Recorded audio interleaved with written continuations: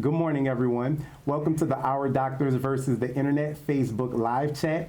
I'm Prescott Stokes III, the Integrated Content and Marketing Manager at the TCU and UNT HSC School of Medicine. And I'm here with Dr. Catherine Harrell, who is an assistant professor here at the School of Medicine, and she is also a practicing dermatologist here in Fort Worth. Now, all month long, you've seen videos of Dr. Harrell answering some of the most searched questions on the internet about skin cancer. Now, we've compiled those questions from our viewers about skin cancer, and Dr. Harrell will be answering those questions today. But she'll also be taking live questions, and all you have to do to join in on the conversation is jump into the comment section and leave your question below, and we will answer it. But before we get to the questions, Dr. Harrell, how about you tell us a little bit about your educational background and your specialty? Sure. Well, I am a board-certified dermatologist, and I started out my education at Baylor University, where I did my undergrad, and then I did medical school at the University of Texas at Houston, which is now called the McGovern School of Medicine, and then I stayed there in Houston and did my residency in dermatology at the University of Texas and MD Anderson Cancer Center, which is 4 years, so it's 1 year of an intern year, which I did in internal medicine, and then 3 years of dermatology. Okay. So you're also a practicing physician here in Fort Worth. So tell us a little bit about your practice, dermatology specialist of Fort Worth. Yes.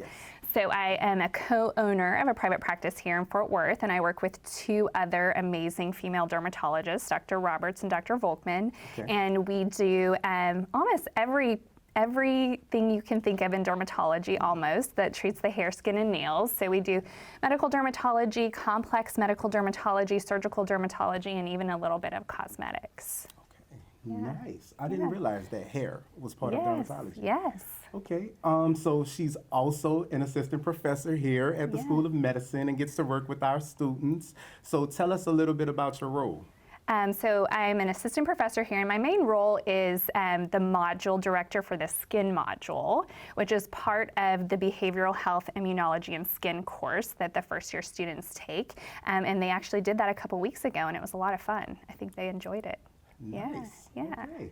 So now we're going to get to our questions. All right. So we got a lot of questions this month, and a lot of them came from Instagram. So our first question actually comes from Natty the Bar on Instagram. And the question is, I have a fatty tumor on my head. When should I remove it? Interesting question. And the short answer is, if it is a lipoma, which is a benign collection of fat cells, you don't have to have it removed per se, because it's inherently benign, if that's what it indeed is. Sometimes it is a cosmetic concern, and they will continue to grow with time. And then sometimes they will be painful, especially when they're on the forearms. And so I kind of defer to the patient, how much does it bother you? And we can definitely remove it if it bothers you. But if they don't want to have it removed, I'll usually say, if it suddenly becomes symptomatic or it suddenly starts growing and changing, we really should take it out, because then it sort of becomes a question of whether or not this is a benign fatty tumor. Okay. And so don't forget, you guys can jump into this conversation and leave us any questions you have about skin and hair. Yes, and nails. Yes. Okay, skin, hair, and nails. Yes. I'm Prescott Stokes III, and this is Dr. Catherine Harrell, who is a practicing dermatologist here in Fort Worth. So let's get to our second question. This question also came from Instagram, and Natty the Bar had a second question. So can fatty tumors in general turn into cancer? So there is a malignant variant of a fatty tumor called a liposarcoma. These are very, very rare. So I don't know that we will have the answer about how many benign fatty tumors actually turn into liposarcomas, or whether or not the liposarcomas actually just can de novo or out of nowhere, brand new from normal fat cells. So could that happen? It's possible. Okay. It is exceedingly rare. Okay, so rare, but possible. Okay, all right. So let's get to our third question. This question also came from one of our Instagram users. I want to thank everybody for actually commenting on our Instagram stories. So a lot of these questions actually come from our stories. So people tune in and they look at our stories every week and they've been watching your videos. So we love having the engagement, so you guys can continue to watch, continue to ask questions, and we will get all of those questions answered. Thank you for being here, Dr. Harrell. Okay, so question number 3 comes from lburns.com on Instagram. So at what age should you start getting regular skin checks? And this is probably something I need to know too. Yeah, well, we get this question a lot, and the answer is there is no answer. There is no real definitive answer. We offer preventative care. We generally will look for the U.S. Cancer Task Force as the one who makes recommendations about things like when you're supposed to get a pap smear and a mammogram and your colonoscopy. And based on their research, they actually don't recommend preventative skin cancer screenings for people who have never had skin cancer. Really? Yeah. So we obviously feel differently as dermatologists, and so I would say this, after you turn 18 and you're not routinely seeing a pediatrician who tend to be very thorough on their exams, it's always a good idea to get a baseline exam. There are so many risk factors that go into the development of skin cancer.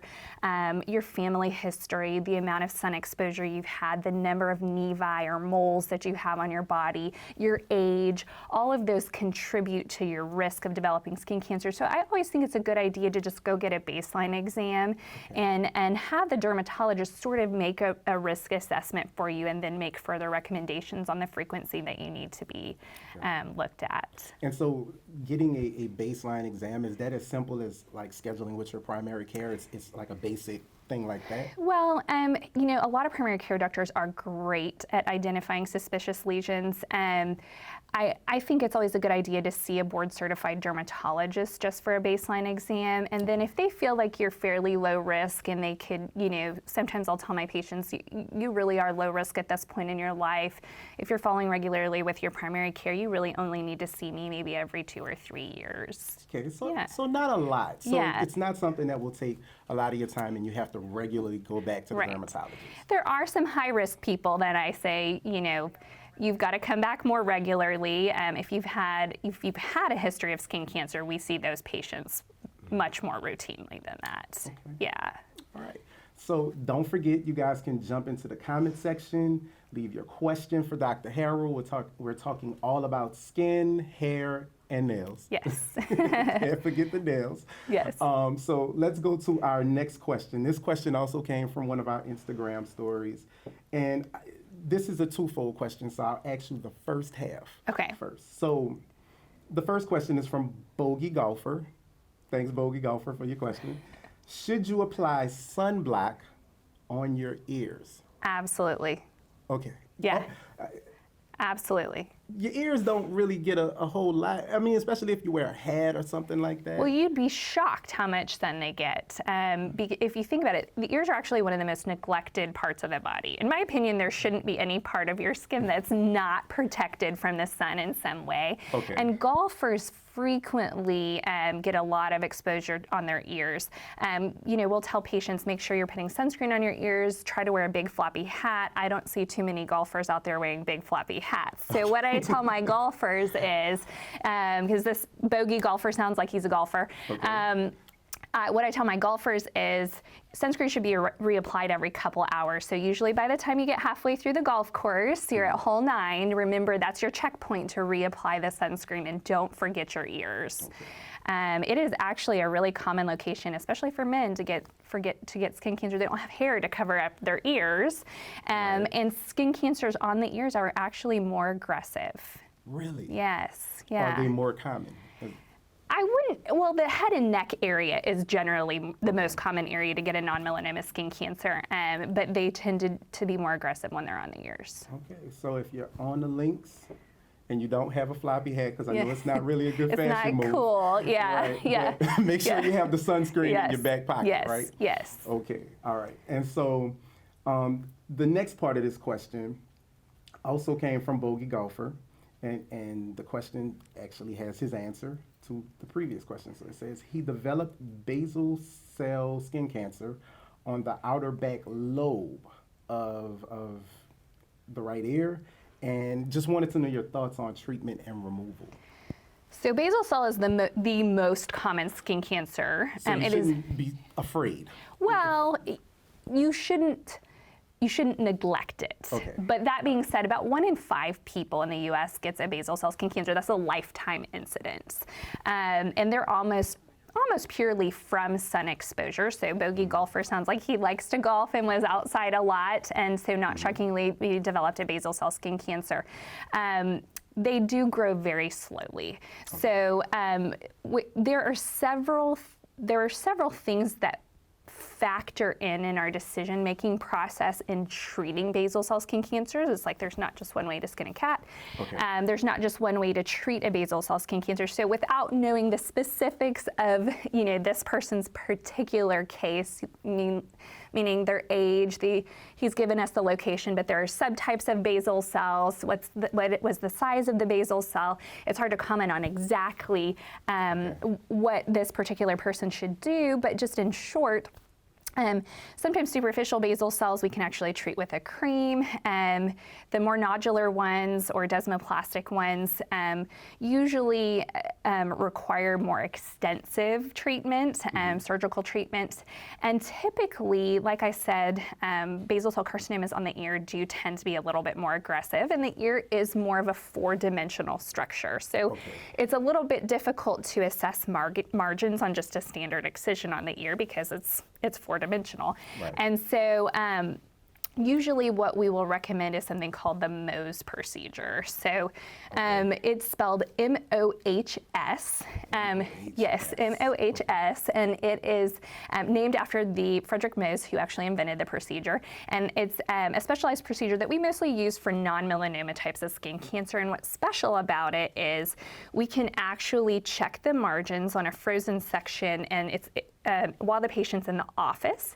And so it's about more how we section the tissue that we've removed. So we can actually see 360 degrees around the margins. Okay. And so it has the highest cure rate of all of the skin cancer treatments, about 99% cure rate. We can never guarantee anything. Okay. Yeah, we can never guarantee anything.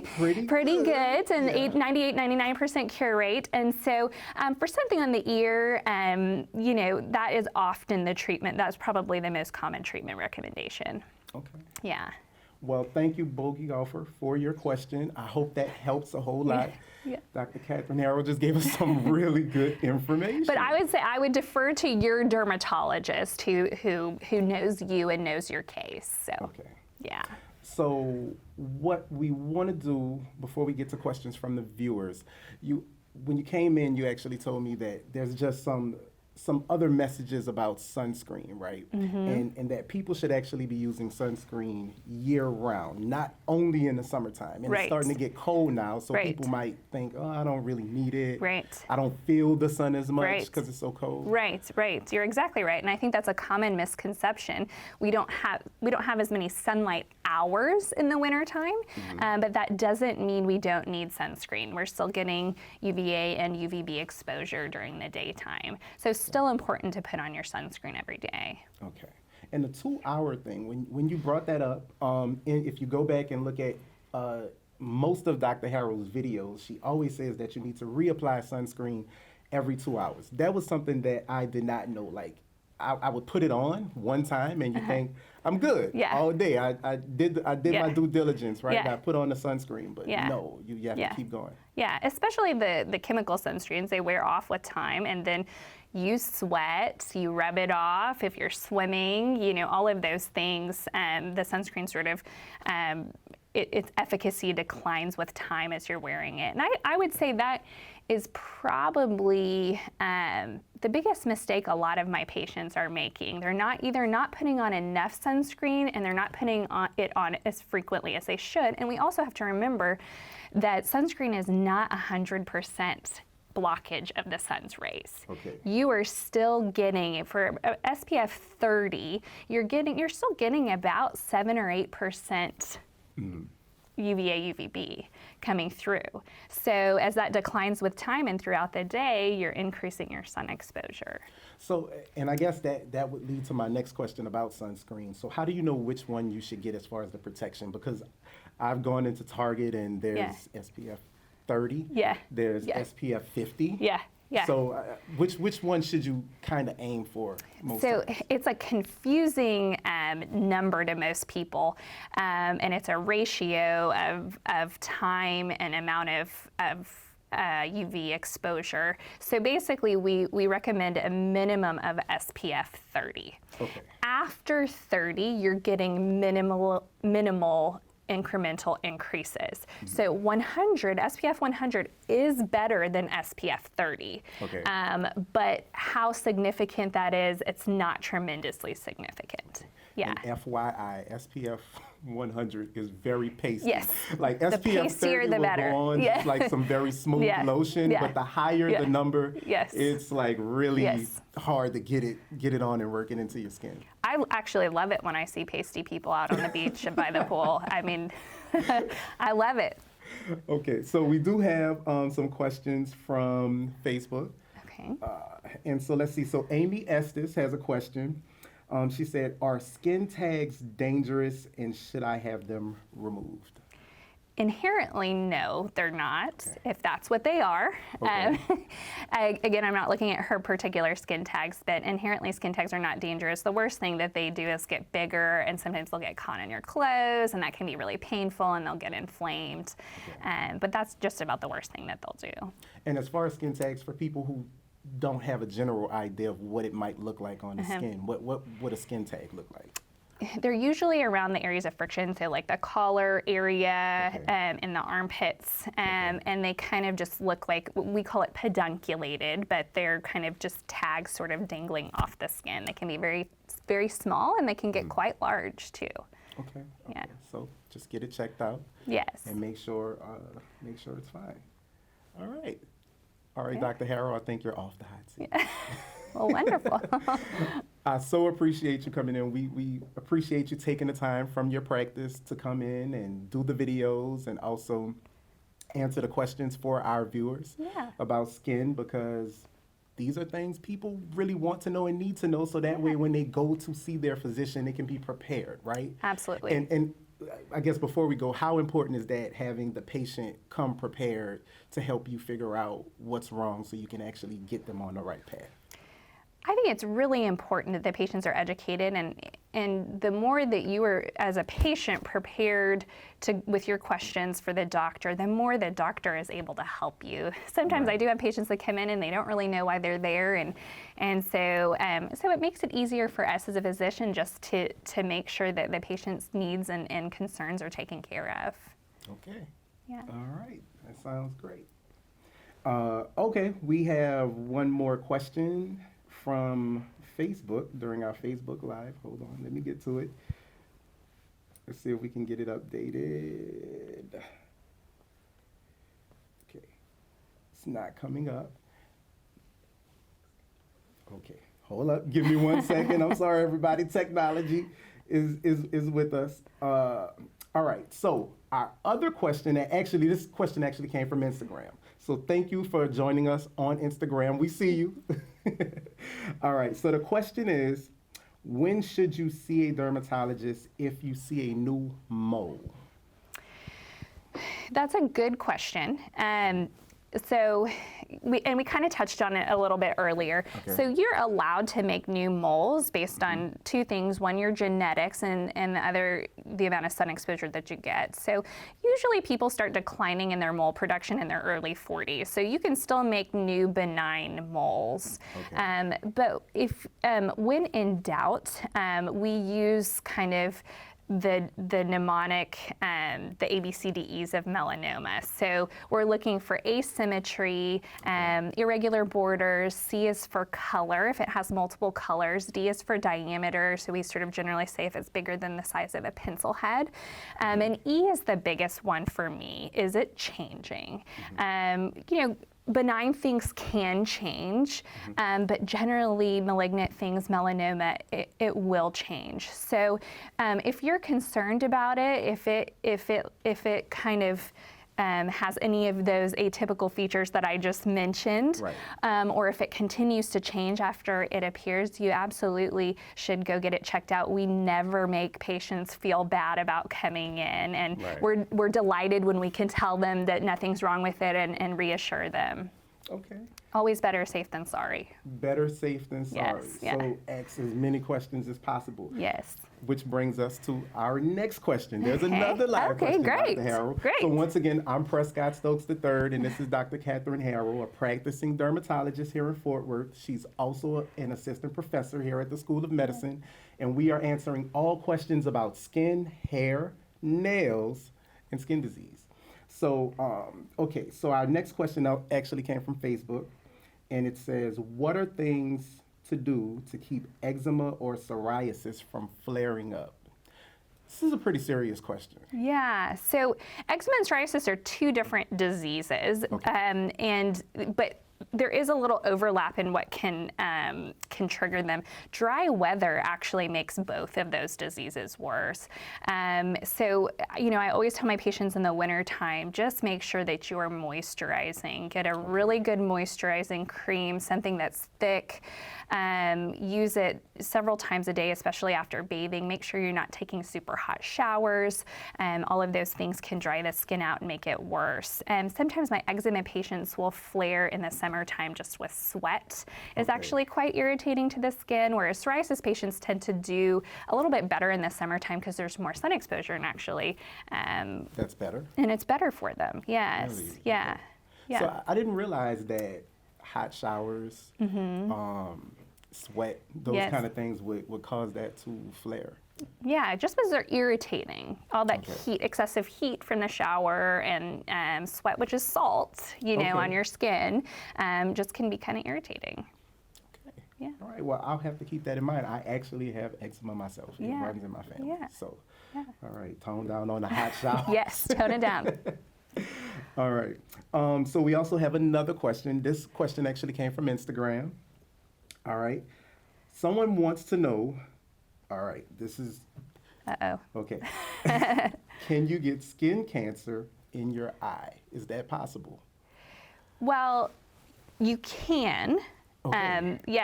So there are different parts of the eye. So Okay. you actually can get melanoma in your retina. It's not necessarily considered skin cancer at that point. It's an ocular melanoma. Okay. And oddly, we don't have a tremendous amount of connection between ocular melanoma and cutaneous melanoma. So the genetic defects are probably different. Okay. So we haven't necessarily found that someone who has cutaneous melanoma is at a tremendously increased risk for ocular melanoma and vice versa.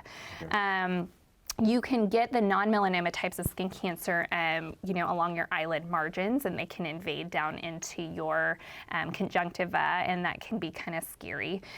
So that can happen as well. But usually you can see those as opposed to the retinal melanomas. So is any pain involved? Like, would you feel that, or Not you just not you just would see it? necessarily, yeah, but usually you can see it. Okay.